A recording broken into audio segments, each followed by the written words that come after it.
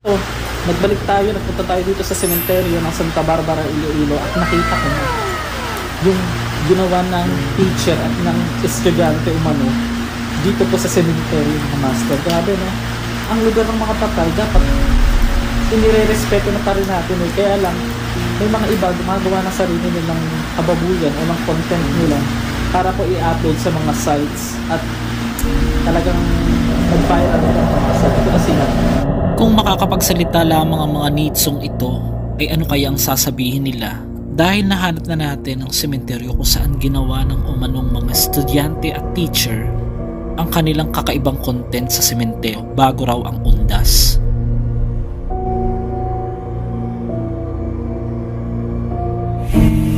Bilang ang content natin madalas ay sementeryo ay minsan ay mga kakaibang bagay na nababalitaan o nagbabiral tayo. At madalas ay nagiging curious ako kaya nais ko itong puntahan ang mismong lugar. At magtanong-tanong sa mga tao kung saan ba talagang eksaktong lugar kung saan nila ginawa ang kakaibang content na tila ba sinadya nilang i-upload bago ang araw ng undas.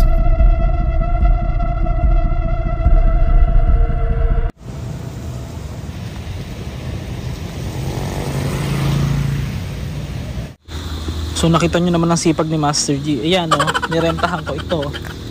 Itong ano, kontakin nyo na lang sa copies yan. Baka kung sakali. Ito sabihin nyo ako yung ano, nakita nyo sa vlog ko. Para may discount tayo sa susunod mga Master. Hindi ito sponsor. At ito na, padilim na. Dalian natin guys.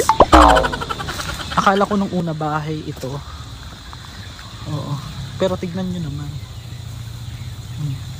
Bongga. Nakakapag sila. Ang Musileo, mayayaman. Si Rilan. Ngayon, ito mga master, itong part na to ay sako po ng barangay. Hindi ko na alam, basta. Hindi alam.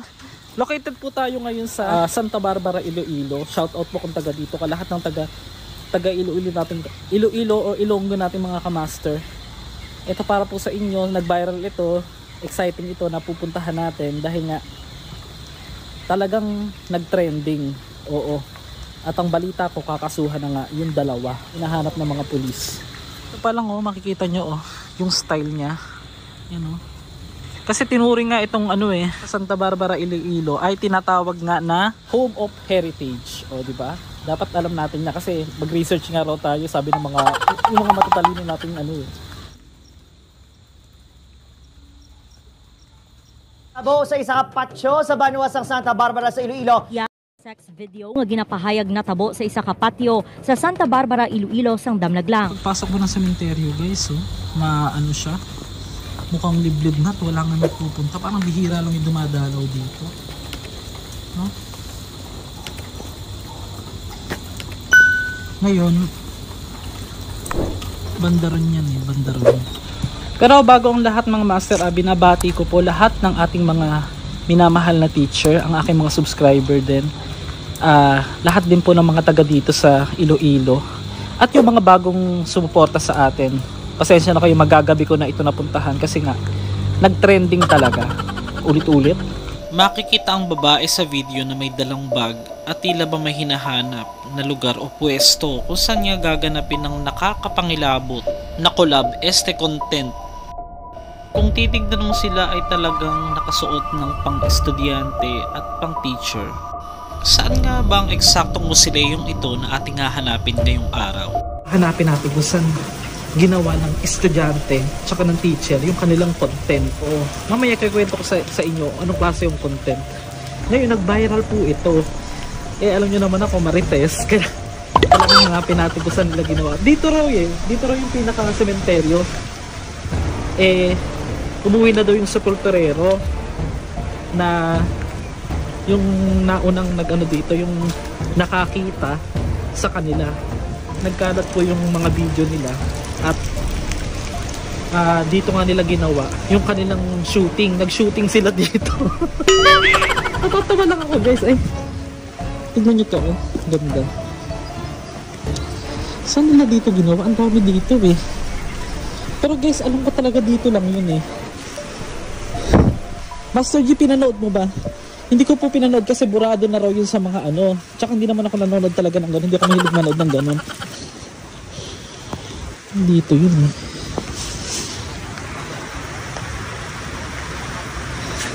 Saan ba yun? Hindi kayo dito. Grabe mga master. Biniyahan ko pa pala. Ay, ito yata yun. Wait lang. Oo nga, parang ito na. Saan mo pa dadalhin? Nakakatakot na dito. Ang ganda.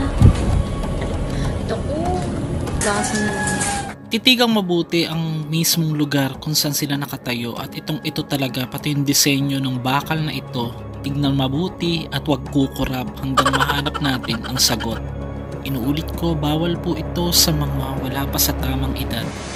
Meron dalawang scene sila. O parang isa dito.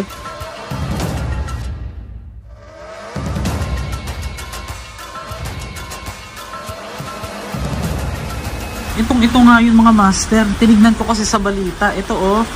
Ilagay ko sa screen ha. Yan. Tapos dito sila pumunta sa part na ito. Ito nga. Ang lapit lang sa daan. Oo, ito na nga yun.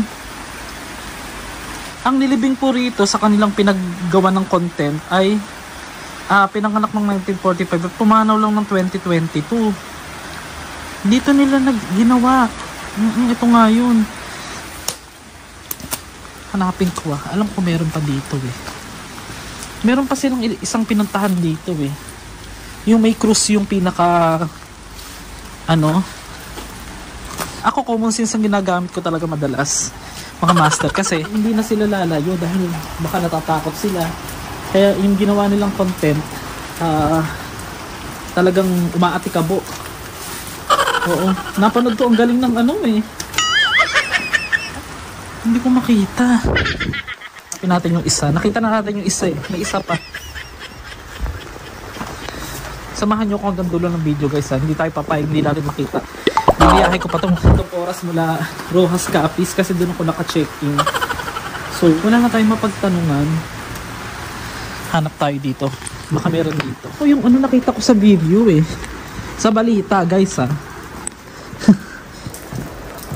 Basa na si Master G. Hinahanap na sila ng na-report na raw mga master. Ang laki pala nitong sementeryo ng Santa Barbara. Comment below kung taga dito ka. Hindi ko makita. Wala kasing sa folder. Master G, napakamarites mo talaga. Ganun po talaga. Content natin to eh. Dito tayo nagbabiral eh. Dito lang tayo babawi guys sa mga gastos natin. Charot. Saan? Baka malapit lang dun sa unang ginawa nila. Isa nga pala sa related na content natin dito, yung nag-viral ng magjowa dati na umabot ng 2.9 million views at nagpapasalamat ako sa lahat ng mga sumuporta. Sana ay makamit nating muli ang kung gaano kalakas ang mga marites na mahilig manood ng mga ganitong video ngayon. Syempre hindi lang naman ganun, mga curiosity din at talagang gusto nilang malaman kung saan talaga ginawa ang eksaktong lugar. Ina-upload nga nila yung sa mga sites ng mga malalaswa, mga master. Dito nila ginawa yung kanilang kalaswa. Grabe to Ewan ko ba kung bakit laging kakaibang lungkot ang nararamdaman ko sa tuwing nakakakita ko, lalo na ng mga ganitong napapabayaan. O kahit hindi man sinasadya, hindi na nga nadadalaw or kahit nga minsan bagong libing pa, ay talagang ang kinahahantungan ng mga tao ay temporary lamang sa mundong ito. Siguro. Kasi hindi ko na makita. Hinanap ko na. Pero hindi tayo susuko guys. Kailangan makita natin talaga. Bago tayo abutan ng gabi dito kasi alas 6 na ako nakapunta at naghintay ako ng ilang ulan mga master. Tignan nyo Hindi yung design guys ha. Totoo yan. Wala tayong idea kung saan eh. Grabe to. Sarap pa naman magbulalo ngayon dahil umuulan. Charot. Charot lang po guys. Nagpapatawa na lang sa sarili ko kasi Nakakatakot mag-isa.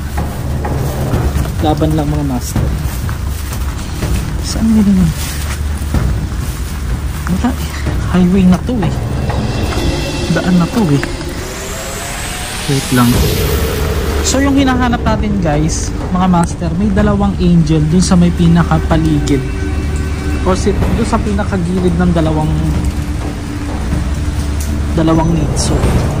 Meron siyang dalawang angel, tapos may cruise. Tignan natin dito.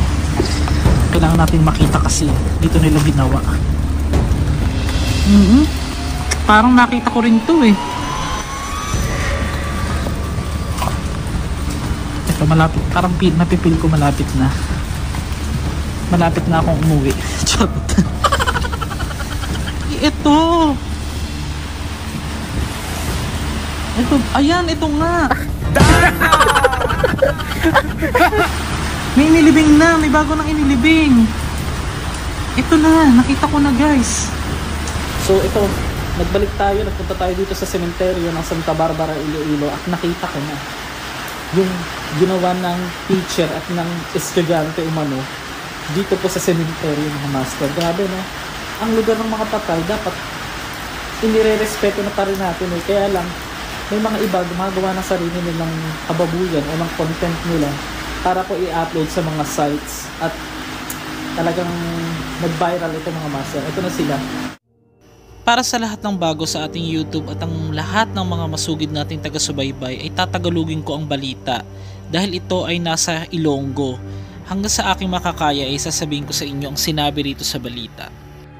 Nag-viral nga talaga ang sinasabing estudyante at teacher dahil nga sa isang sensitibo na video na at sila ay hinahanap na ng mga otoridad.